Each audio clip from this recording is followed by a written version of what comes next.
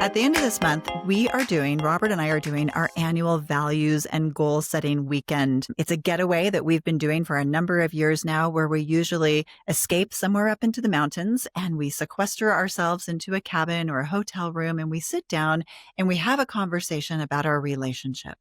We talk about all kinds of things, where we are, where we're headed.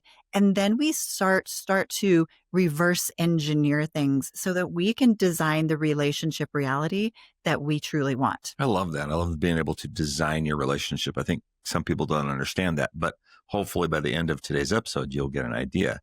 So in this annual values retreat, there are 3 pivotal conversations that we have during the course of this sort of getaway weekend, which, by the way, are the same 3 powerful conversations that we'll suggest that you have with your spouse or partner before the end of the year.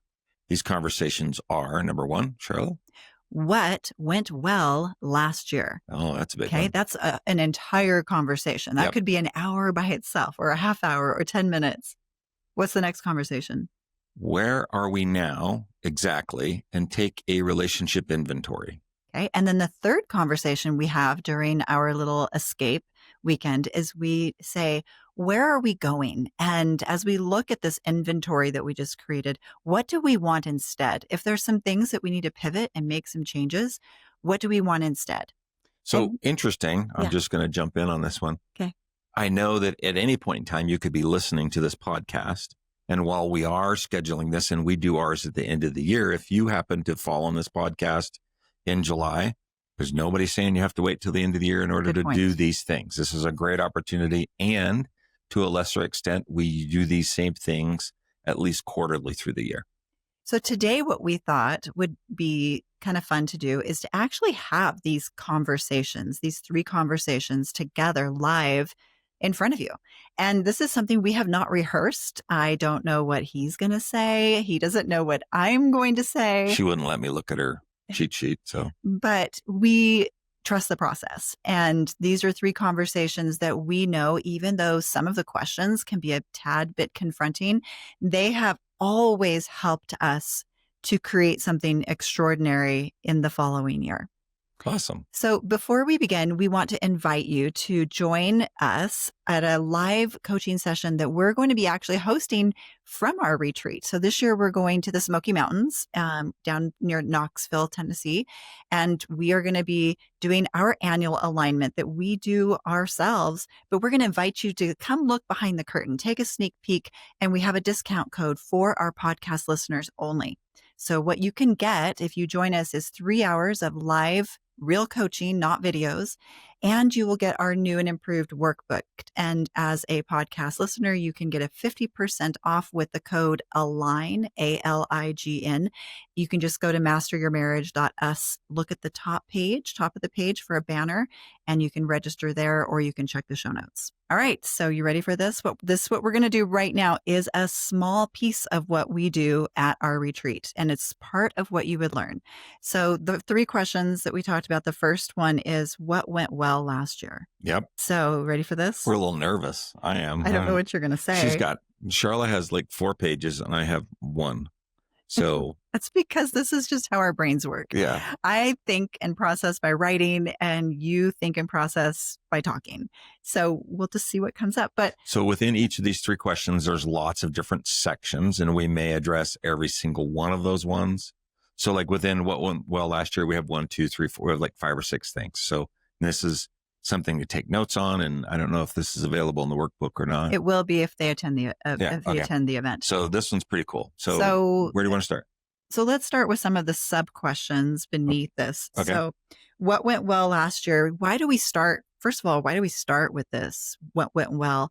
And I think it's important to point out that all of our templates always start with what's something positive. Yeah. And that's because according to the Gottman research, relationships need to have a minimum of basically like a 20-to-1 ratio of positive to negative during the good times, and a minimum of 5-to-1 positive to negative during conflict times. And so by building out a conversation before you even talk about where you are and what you want to improve, if you can have a conversation about what's going right, adding deposits to your emotional bank account for your relationship. So this podcast is going to go pretty well. Why do you have a no, lot because of we're good starting things off to with say? like all the good things. We are. And So let's see how many of these we can get through. Maybe we'll only do half of them because we have quite a few. So the first part of what went well last year is, what are we proud of? Yeah. You want to go first since you wrote a whole bunch of stuff? So what am I proud of? I'm proud of the way we navigated a lot of unexpected challenges last year. We had some high highs and some low lows and some hard things, and I'm really proud of how we navigated a lot of those things. I'm really proud of how we parented last year. I am proud of, like, you and I feeling like we were more on the same page in parenting last year, and I love the way that you've reached out to our adult kids throughout this last year. I think I'm really proud of you and the way you've connected with our adult kids. Yeah. I have our family and the connections. Those are the things that I'm most proud of And one last of year. the things that you did that was so amazing actually was a result of this conversation last year, Yes, absolutely. which Robert said, I think, well, you say it. I, as we were talking about our not only marriage goals, we sort of expanded it to family goals. Mm-hmm. I just said one of the things I feel like I want to do is I want to be able to just connect better with our children, our adult children, because when they get to be adults, they're living their own lives and they're having babies and buying houses and buying cars and they don't need you as much. And so it's not that I didn't feel like they didn't need me. I just felt like I was getting my information secondhand from Sharla, and so I just made a commitment to myself and also to us that I was going to just reach out once a week just to tell them I loved them and just catch up on what's going on in their lives. And that's been really cool. My relationship with our three adult children has been amazing. So I'm proud of that. I'm proud of how we Yeah, parented that was this good. year. Yeah. I'm proud of how we handled most, not all, but most of our conflicts this year. I feel like we were both better at conflict. I think more regulated, less reactive, more compassionate, more empathetic, more kind, and I'm proud of that. Yeah. I like that one. Um, I'm proud of our, like, vibe that we have in our house. That was something you mentioned to me the other day. Was just like, I love the peace that I feel when I'm home. Yeah. Yeah. And for guys, right, we know that's a big part of what we need, because oftentimes we deal in chaos. Not that we thrive in chaos, but as problem solvers, we're looking to solve the one problem. And when you come home and there's peace, like, oh man, that's such a great feeling. There's peace in my relationship with Charlotte. There's peace in the family. There's just peace and there's contentment, which is nice. And it's not that it's contentment, but it's at least de-stressed. Yeah. Yeah. I'm also really proud of, I think, how much more honesty we can tolerate in our relationship. This is something I've been thinking about today. I think I talked sometimes, about that a little farther down. Yeah. well, what were you going to? Oh no, I was, and maybe I'll get to that, but I will say that as you have these conversations, it's just like a muscle. The more you exercise it, the easier it gets. And as we become honest with each other and especially become vulnerable, and you let a little bit out and you sort of just wait to see whether or not you're going to get snapped at, right? And when your relationships are challenging, sometimes you don't let yourself be fully seen, but it's nice that as you do, and then as you think about being vulnerable and being accepting and non-judgmental conversations, then you become more vulnerable, and then it just gets easier. Now, I think we just talked just the other day about something. I was like, actually, it was weird. I think I'd asked Charlotte, I said, I just want to make sure that you feel like I'm respecting you. I think it was in another context, but just, and I don't know that I always do, but I need your feedback on that. Yeah. Whereas maybe I wouldn't have asked that question, or, it's a pretty vulnerable question. Well, yeah. And so tolerating honesty is something that is huge. And I think it's something I'm really proud of, that, there's topics that I know I brought up this last year that were hard conversations that would have been easier to keep to myself because I knew that it might trigger or upset you or maybe tap on that abandonment wound a little bit, but you were able to tolerate them. And we were able to have, usually at the end of that, there's more connection and more growth because we were able to tolerate a difficult conversation. I'm proud of how we love each other. I'm proud of how we've both, you specifically, like how much you've been able to grow in your capacity to love me well. And I'm proud of the work that we're doing. Yeah. I'm proud of our podcast. I'm proud of I'm the proud couples of the that we're podcast helping. and the coaching. And, we've actually got to meet some really very interesting people.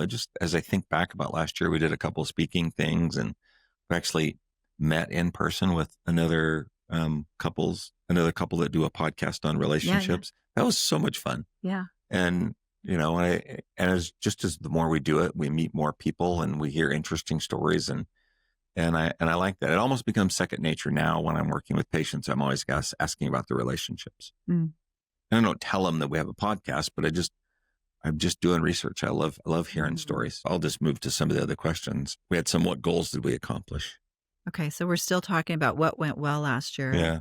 What were some of the goals that we accomplished? I had diving certs, diving trips, Mm-hmm. even though that actually eventually led to one of our challenges, but it was, that was fun. It was one of those novel experiences that a true bucket list item for us. Not that, and I didn't even know there was a bucket for this item, but it was so much fun. And I don't know that we'll ever get to do anything like that again, but it was just a lot of connection and meeting other people and just seeing different parts of this world. Scuba diving is amazing. Yeah. So what other goals did we accomplish this year? I think one of the goals that I was thinking of is just how much more inclusive we wanted to be with our daughter or one of our adult kids with her partner. Yeah. And we've worked really hard to have regular, consistent opportunities for them to come over to the house, have meals with us. And, that was one of our goals from this last year was, can we create a weekly or at least a monthly sit down fancy dinner where she comes, brings her partner, and we can connect better with her and get to know her partner as well, because there's been some past challenges there. So that's a goal that we had that I think we executed really well last year. Yeah. I like that. Any other ones for you? Not really on goals. I think sometimes we're very good at collapsing goals. Mm-hmm. You and me? Yeah. Yeah. Oh, if we want to do something, we usually see it, do it, kill it, done. It's rarely a 10-year process for us. So whenever the goals are, it's like, hey, we're going to do diving cert. Great. Next week we're starting our diving. Okay. Yeah. Yeah. Another goal that we had for last year that I'm remembering is we wanted to create a family vision statement. Yeah. That was something about a year ago this time that we wanted to do. And we created it. We had it printed and on, a fancy poster, and we hung that up in the house. And that was a goal that we checked off. Interesting to see people sort of lingering there. It's in a little bit of a hallway towards the back door. I see people reading it on occasion. We also had a bunch of goals that, like you said, we killed it with, podcast grew, social media grew. You opened a new clinic. Did we open a new clinic this last year? Mm-hmm. Yep. You opened a new clinic here in our local area. And you with your woodworking had a lot of goals and things that you accomplished this year with your hobby. Yeah. A lot more hobby stuff, which is cool. I think with anything, whatever it is you choose to have be your hobby or your passion, if it's something that forces you to grow and learn to become better at it, I think that's a great thing. And it's personal growth in any category. We talked about excellence on the list, like what personal growth items have you done? And so I've grown a lot as a aspiring woodworker. So I don't really think I'm that good at it yet. Not when I see other people's work, but I think that's always the case. And who knows if I'll dedicate the time it takes to get really, really good. But I think that's a years and years process. But even other stuff, just, within business and within my business partnerships, in our other business, all those things are just, they've been doing really well. So this would be this is a question that we could probably talk about for much longer, but we'll move on and we'll skim through some of these next few questions. We're still talking about what went well last year. The next one is what moments made us laugh or feel connected. Do you have anything you want to contribute on that one, or we want to skip to the next one? I think some of the hard things made us feel more connected. Yeah. Yeah. Caring for you, caring for me. We both, are working on medical stuff this year a little bit. So let's move into that one. The next question is, how did we support each other through challenges? Yeah. So I love this question. I actually had a lot of responses to this one. Is that So the one that goes a page and a half? yeah, probably. Okay.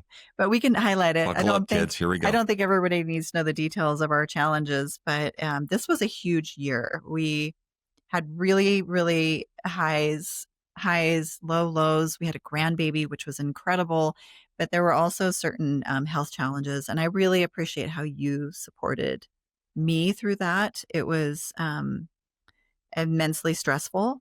And you picked up the pieces when I was a hot mess this year. So it was like the first week of April of this year, I had a brain injury, and you were just so faithful and patient with me during that time when I couldn't remember anything and I was, in groups of people and I couldn't be in groups of people because it was really overstimulating and my vision was bad and I couldn't remember words and phrases. And you were just so patient with me and helping me to work through it and navigate through it and to get the right medical care that I needed. And just when I was starting to feel a little better, I went back and I looked through our calendar and there was like 2 months of just MRIs and doctor's appointments and hyperbaric chamber, all through my calendar through last year. It was a tough time. And then just as I was starting to feel better, my dad passed away. Yep.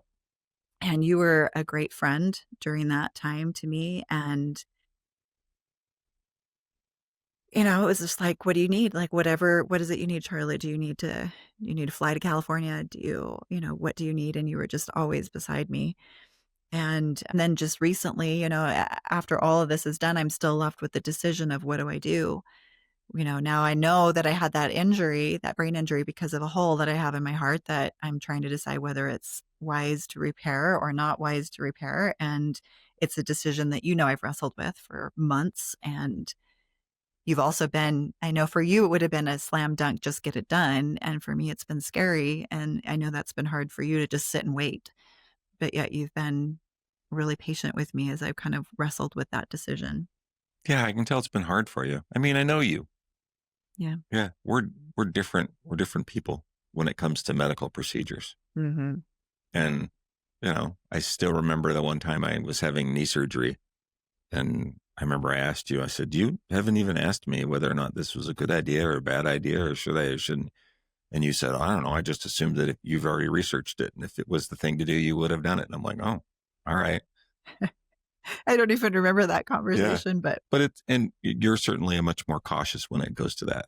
Mm-hmm. And there's a good and bad on both sides. So those were some of the ways I felt supported in this last year. I think it's always, for me, how did I feel supported? I guess that's the question, right? It's really supported through challenges. And those challenges can last a day or they can last a month. I don't know. When you build a strong base, whether it's a day or a month or a year, I think it is what it is. Are there any other questions in this section of what went well last year that you want to?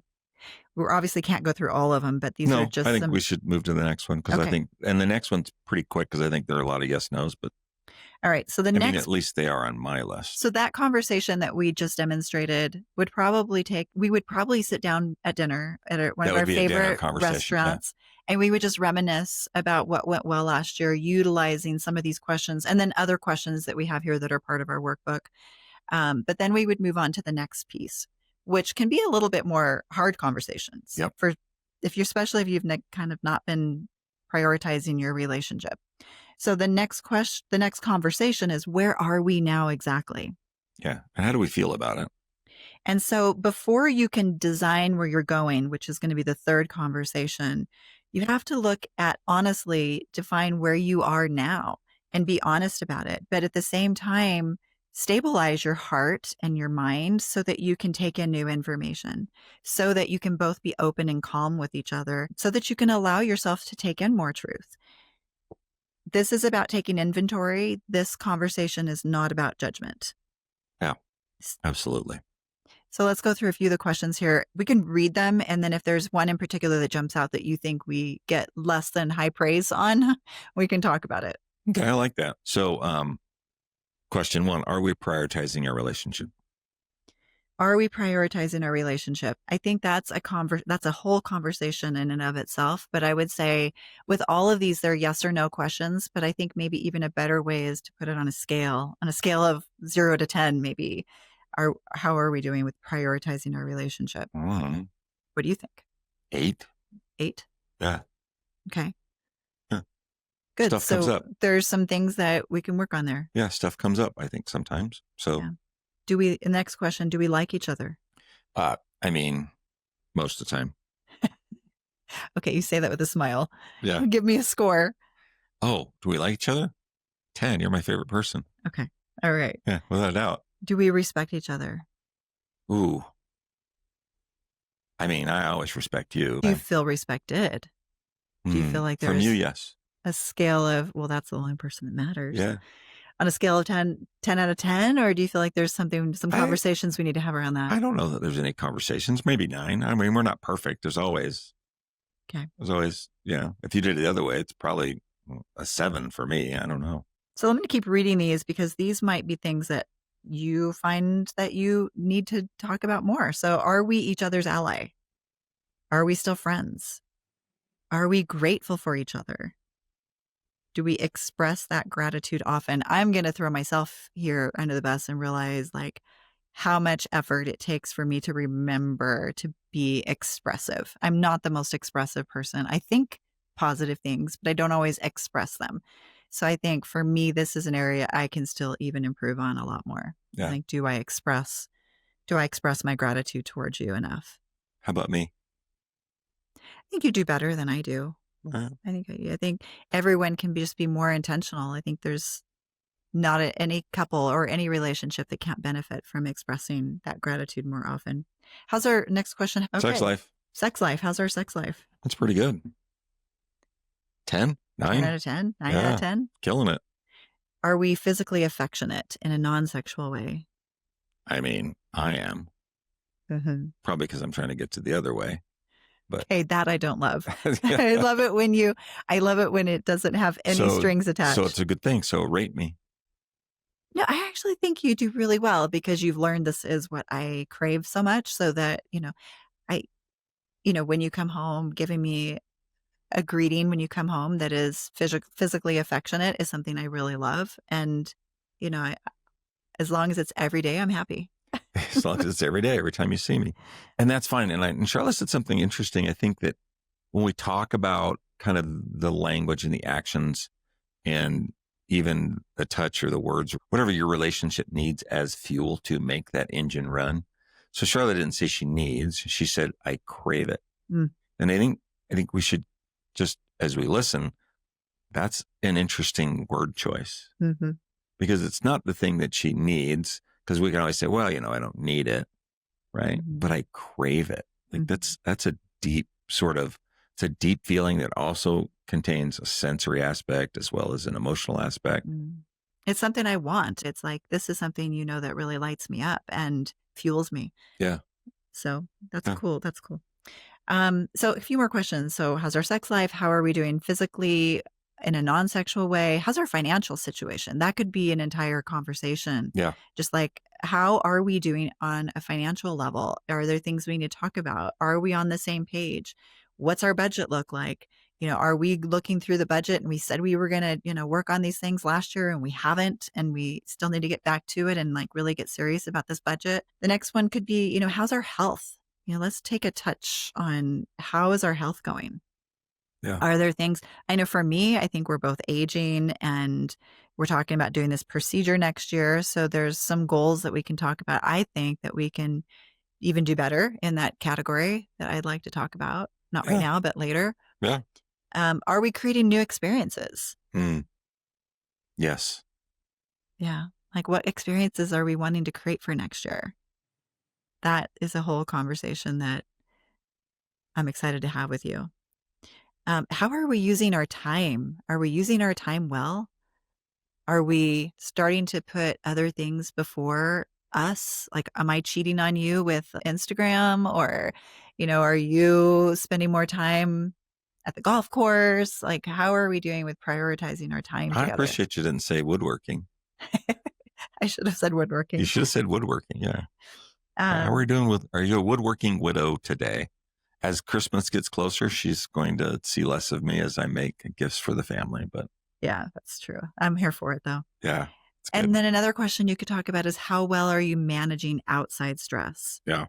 And I think this is definitely one that I'm not giving us a 10 out of 10 on because we have not been as intentional since we stopped drinking our sodas from the gas station every day and trying to get healthier. We haven't had our conversation every day that we used to have. We still have them, but I want to find a new ritual this year where we're having our stress reducing conversations every day again. And we just have to find a new way. We used to do it on our drive, and now we're not doing our drive as often. Yeah, we're going to figure something else out. Yeah. I like that. So the last conversation is based on our inventory. Yeah. Where are we going? Instead? What do we want instead? Ooh. So, you've taken this inventory, you've had these conversations. And again, we just did an abridged version of it for you. This would be probably another dinner conversation. This whole thing would take an hour. And you would then look at where you're at and start to dream about what you want your marriage to look and feel like. And then you start to reverse engineer that. Right. What needs to change? Look at your calendar. I love the idea that if you look at your calendar, it tells you what matters to you. It tells you what you prioritize. And if you look at your calendar and it doesn't have your date nights and it doesn't have your stress reducing conversations and your cuddle time and your time together, that tells you a story about what matters. And so now that you're reverse engineering it, what needs to change? What does your calendar need? So what are the questions we could talk about for this last conversation? So one of the questions is what does our ideal daily rhythm look like? So this would be like rituals. Yeah. Because we talked about, so as you guys are listening, we're starting to break down our goals and incorporating the feedback into what we want to change. And so we've already just addressed the fact that our old ritual for stress reducing conversation has not necessarily gone by the wayside, but it's been interrupted and it's not been as often as it has been. So what would we want to do in that aspect to be able to address that? And that's one of the things that we'll address. That we'll have to address. Yeah. So what other ways what else do you want your daily rhythm to look like? Do you have morning coffee together? Do you have breakfast together? I was thinking it would be fun. We could look at breakfast in the morning together on most days, or working out together in the morning. That's what I was thinking. I think that would be a fun rhythm. We could look at how we say goodbye in the morning, how we see each other at the end of the day. Some of those rituals of connection that we talked about in last week's episode. Yeah. What's the next question? How can we make, which is kind of funny if you know us, how can we make space for more fun, intimacy, adventure, and then I put in the word novel experiences? Yeah, this is something we will do at our retreat in a week and a half.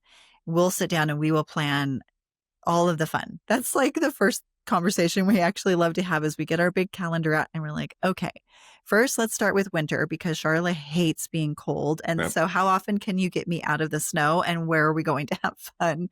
The novelty and the fun is kind of built in, so we know we're trying to get Sharla out of town when it's cold. So we have that.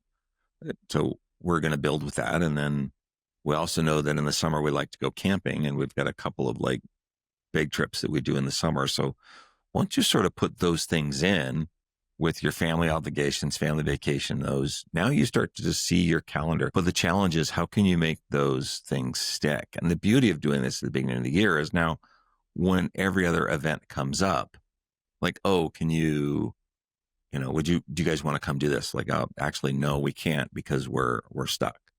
We're not stuck. We just have a family event planned. And those are fun. I love kind of holding that there. Yep. We just hold that space on that calendar for those important events. And because we prioritize it, it's on our calendar, we do it. Yeah. And we communicate with our kids as well, our adult kids. It's like, which ones do you want to come on? When do we come out to see the grandbaby? We're going to be that's going to be new this year. I have to slate some trips for that as well. Yeah. So all those will be just kind of fun.